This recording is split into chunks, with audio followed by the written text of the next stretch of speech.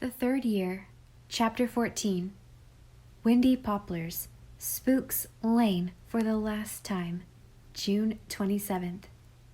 Dearest, I've come to another bend in the road. I've written you a good many letters in this old tower room these past 3 years. I suppose this is the last one I will write you for a long, long time, because after this there won't be any need of letters. In just a few weeks now we'll belong to each other forever. We'll be together. Just think of it, being together, talking, walking, eating, dreaming, planning together, sharing each other's wonderful moments, making a home out of our house of dreams. Our house. Doesn't that sound mystic and wonderful, Gilbert? I've been building dream houses all my life, and now one of them is going to come true. As to whom I really want to share my house of dreams with, well, I'll tell you that at 4 o'clock next year. 3 years sounded endless at the beginning, Gilbert, and now they are gone like a watch in the night. They have been very happy years, except for those first few months with the Pringles. After that, life has seemed to flow by like a pleasant golden river. And my old feud with the Pringles seems like a dream. They like me now for myself. They have forgotten they ever hated me.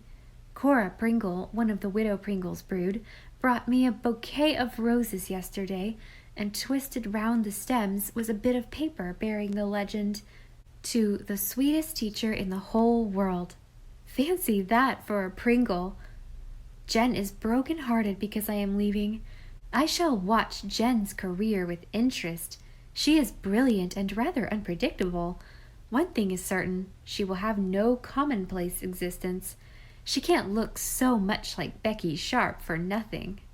Lewis Allen is going to McGill. Sophie Sinclair is going to Queen's.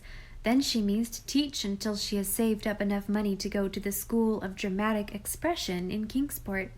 Myra Pringle is going to enter society in the fall. She is so pretty that it won't matter a bit that she wouldn't know a past perfect participle if she met it on the street.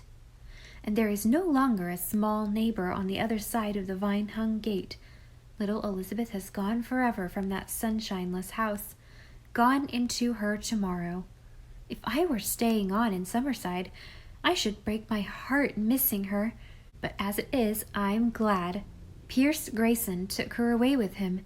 He is not going back to Paris, but will be living in Boston. Elizabeth cried bitterly at our parting, but she is so happy with her father that I feel sure her tears will soon be dried. Mrs. Campbell and the woman were very dour over the whole affair, and put all the blame on me, which I accept cheerfully and unrepentantly. "She has had a good home here," said Mrs. Campbell majestically, "where she never heard a single word of affection," I thought, but did not say. "I think I'll be Betty all the time now, darling Miss Shirley," were Elizabeth's last words, "except," she called back, "when I'm lonesome for you, and then I'll be Lizzie." "Don't you ever dare to be Lizzie, no matter what happens," I said. We threw kisses to each other as long as we could see, and I came up to my tower room with tears in my eyes. She's been so sweet, the dear little golden thing. She always seemed to me like a little Aeolian harp, so responsive to the tiniest breath of affection that blew her way. It's been an adventure to be her friend. I hope Pierce Grayson realizes what a daughter he has, and I think he does. He sounded very grateful and repentant.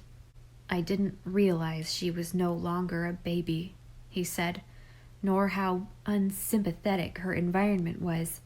Thank you 1,000 times for all you have done for her." I had our map of Fairyland framed and gave it to little Elizabeth for a farewell keepsake. I'm sorry to leave Windy Poplars. Of course, I'm really a bit tired of living in a trunk, but I've loved it here. Loved my cool morning hours at my window, loved my bed into which I have veritably climbed every night, loved my blue donut cushion, loved all the winds that blew. I'm afraid I'll never be quite so chummy with the winds again as I've been here. And shall I ever have a room again from which I can see both the rising and the setting sun? I've finished with Windy Poplars and the years that have been linked with it, and I've kept the faith. I've never betrayed Aunt Chatty's hidey hole to Aunt Kate, or the buttermilk secret of each to either of the others. I think they are all sorry to see me go, and I'm glad of it. It would be terrible to think they were glad I am going, or that they would not miss me a little when I'm gone. Rebecca Dew has been making all my favorite dishes for a week now.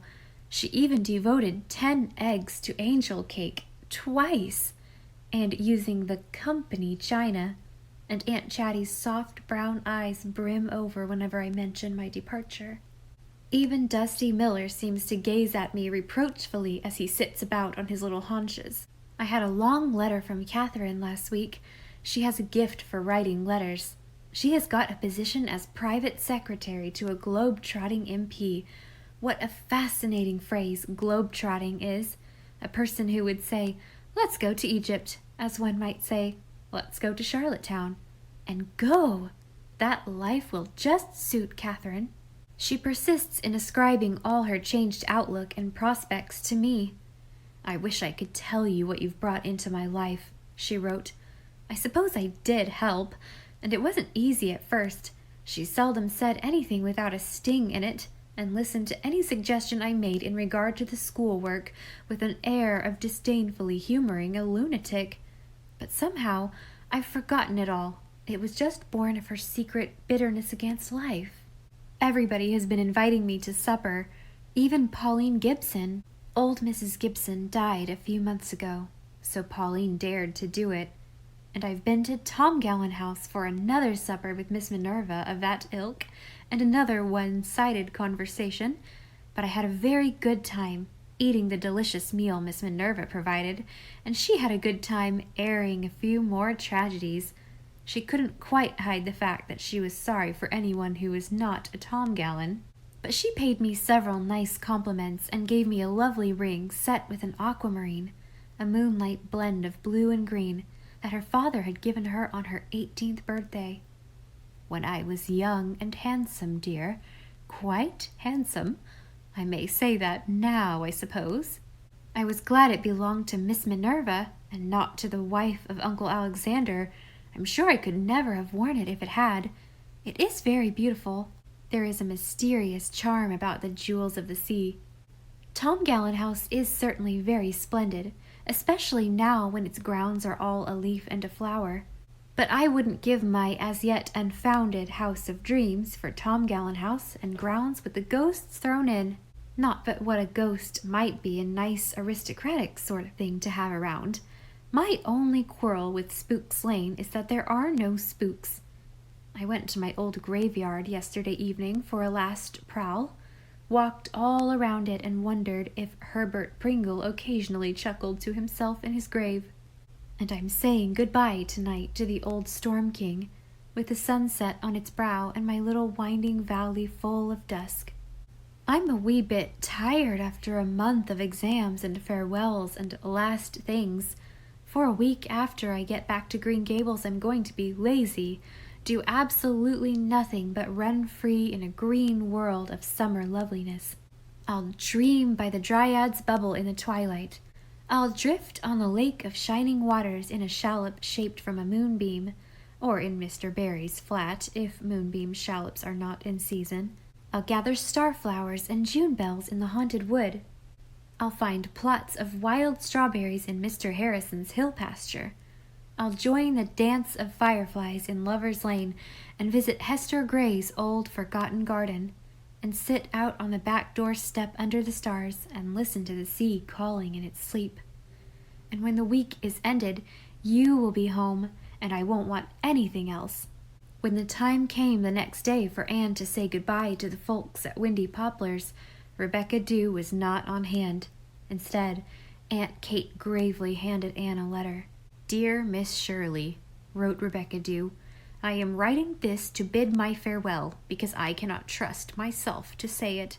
For 3 years you have sojourned under our roof. The fortunate possessor of a cheerful spirit and a natural taste for the gaieties of youth, you have never surrendered yourself to the vain pleasures of the giddy and fickle crowd. You have conducted yourself on all occasions and to everyone, especially the one who pens these lines, with the most refined delicacy. You have always been most considerate of my feelings, and I find a heavy gloom on my spirits at the thought of your departure. But we must not repine at what Providence has ordained. 1 Samuel 29th and 18th. You will be lamented by all in Summerside who had the privilege of knowing you, and the homage of one faithful though humble heart will ever be yours, and my prayer will ever be for your happiness and welfare in this world, and your eternal felicity in that which is to come. Something whispers to me that you will not be long Miss Shirley, but that you will ere long be linked together in a union of souls with the choice of your heart, who, I understand from what I have heard, is a very exceptional young man. The writer, possessed of but few personal charms and beginning to feel her age, not but what I'm good for a few years yet, has never permitted herself to cherish any matrimonial aspirations. But she does not deny herself the pleasure of an interest in the nuptials of her friends, and may I express a fervent wish that your married life will be one of continued and uninterrupted bliss. Only, do not expect too much of a man. My esteem, and may I say, my affection for you will never lessen, and once in a while, when you have nothing better to do, will you kindly remember that there is such a person as your obedient servant, Rebecca Dew. P.S. God bless you. Anne's eyes were misty as she folded the letter up. Though she strongly suspected Rebecca Dew had got most of her phrases out of her favorite Book of Deportment and Etiquette, that did not make them any the less sincere, and the P.S. certainly came straight from Rebecca Dew's affectionate heart. Tell dear Rebecca Dew I'll never forget her, and that I'm coming back to see you all every summer. We have memories of you that nothing can take away, sobbed Aunt Chatty. Nothing, said Aunt Kate emphatically. But as Anne drove away from Windy Poplars, the last message from it was a large white bath towel fluttering frantically from the tower window. Rebecca Dew was waving it. The end.